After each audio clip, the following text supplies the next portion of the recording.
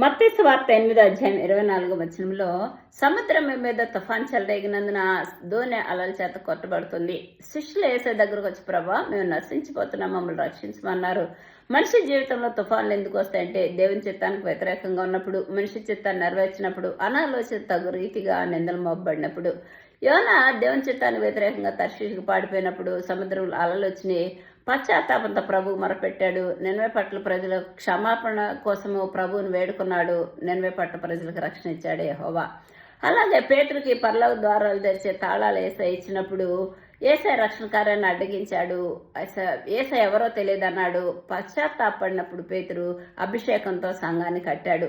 హన్న జీవితంలో కూడా ప్రభు అనాలోచితంగా నిందలు అవమానాలు వచ్చినప్పుడు ప్రభు సన్నిధిలో హృదయాన్ని కుమ్మరించింది, కుమారుని పొందుకుంది. కాబట్టి నీ జీవితంలో తుఫాన్లు ఎందుకు వచ్చినాయో పట్టుబడక దేశాన్ని ప్రార్థించినప్పుడు తప్పక సమాధానం